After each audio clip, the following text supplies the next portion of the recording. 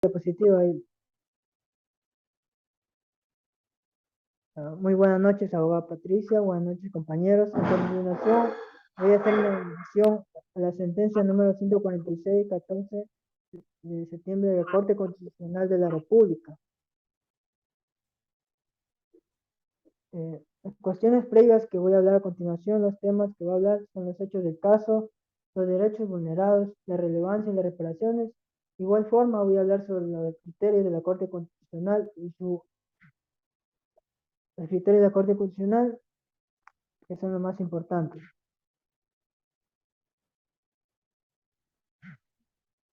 El primer punto a analizar es cuáles son los hechos del caso. Los hechos del caso son los siguientes.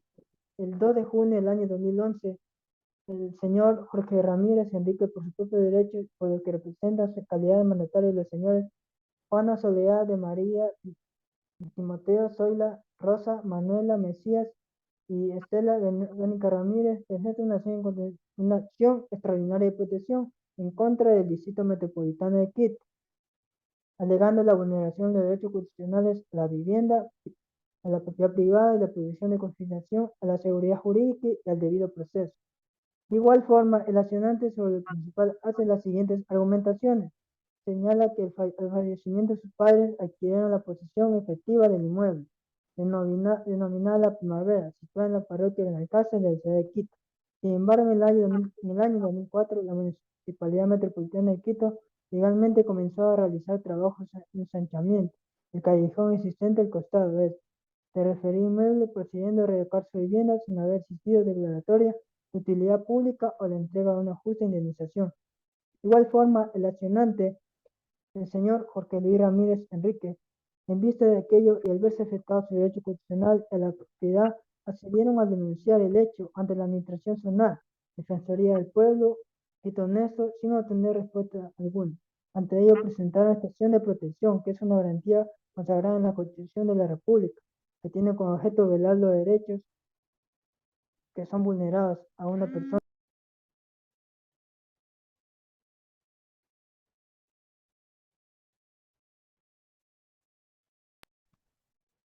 Las normas constitucionales son las siguientes, que fueron vulneradas.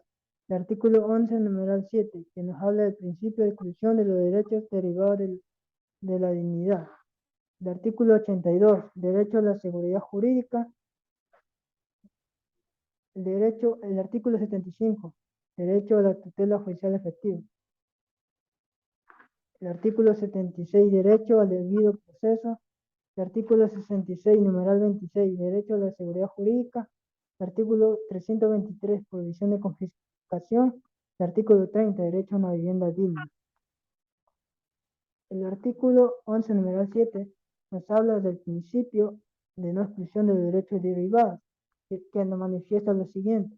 En el reconocimiento de derechos y garantías establecidos en la Constitución y los instrumentos internacionales de derechos humanos, no excluirá los demás derechos derivados de la dignidad de las personas, de las comunidades, pueblos y nacionalidades que sean necesarias para su pleno desenvolvimiento.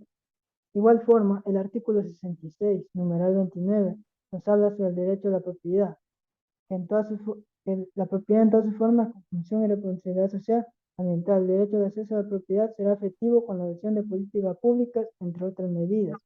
El artículo 30 nos habla sobre el derecho a la vivienda adecuada y digna, que las personas tienen derecho a un hábitat seguro y saludable, una vivienda adecuada y digna, con independencia de su situación social y económica. El artículo número 75 nos habla sobre el derecho a la tutela judicial efectiva, que manifiesta lo siguiente. Toda persona tiene derecho a acceso gratuito a la justicia y a la tutela judicial efectiva, imparcial y expedita de sus derechos e intereses, con sujeción a los principios de inmediación y celeridad. El artículo número 76 nos habla sobre el derecho al debido proceso, que es una garantía jurisdiccional importante, que corresponde a toda autoridad administrativa judicial garantizar el cumplimiento de las normas y los derechos de las partes.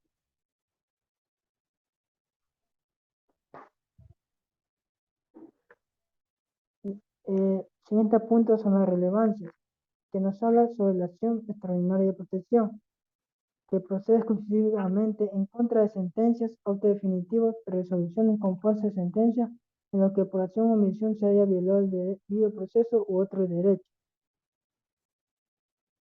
En el ordenamiento jurídico ecuatoriano, el derecho a la propiedad abarca una doble dimensión. La primera refería a su reconocimiento como derecho constitucional y la segunda refiere a la declaración de un derecho. La primera implica una obligación por parte del Estado para promover su acceso y su limitación para que el mismo no lo menoscabe ni vulnere, es decir, generaliza obligaciones de protección y abstención. Mientras que la segunda se refiere a la declaración de un derecho en cuanto el derecho a la propiedad se encuentra encaminada al reconocimiento de su titularidad. Para ambos casos, el ordenamiento jurídico ha establecido diferentes escenarios jurisdiccionales.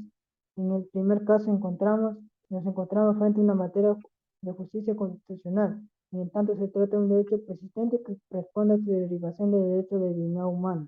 En el segundo, responder la materia relativa a la justicia ordinaria, ya que se encuentra encaminado a buscar la declaración de un derecho y su respectiva titularidad. Sobre esta doble dimensionalidad, la Corte Constitucional señaló, bajo la Constitución del Estado Constitucional de Derechos y Justicia, los derechos constitucionales no son declarados, sino tutelados, dado que estos persisten. Lo único que se declara en las acciones es la garantía jurisdiccional de derechos, que son las vulneraciones que ocurren a los derechos constitucionales. Cosa distinta sucede con la justicia ordinaria, toda vez que mediante la justicia su competencia lo que pretende es la declaración del derecho y su correspondiente exigibilidad.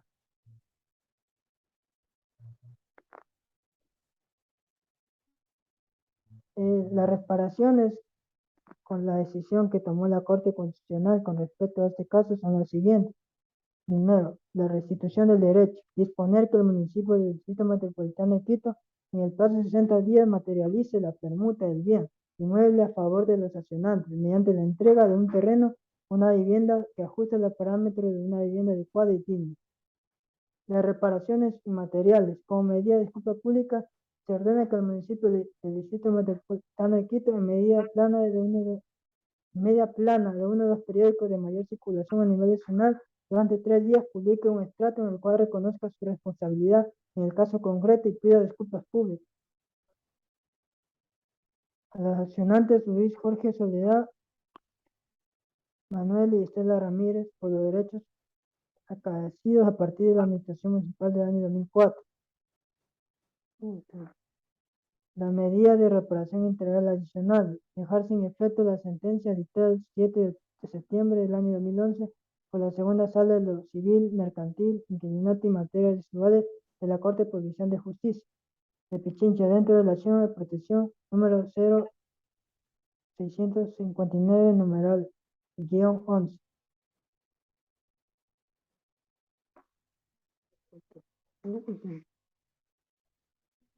La reparación material. El municipio del Distrito Metropolitano de Quito paga a los accionantes un valor que considere la afectación económica en estos 10 años se generó a los 6 hermanos de la familia Ramírez, en cuanto tuvieron que arrendar viviendas ajenas y por último la garantía de no repetición. Esto hace mención que el municipio del Distrito Metropolitano de Quito inicia un proceso de repetición en contra de los funcionarios responsables por la vulneración de los derechos constitucionales de los señores Ramírez Enríquez.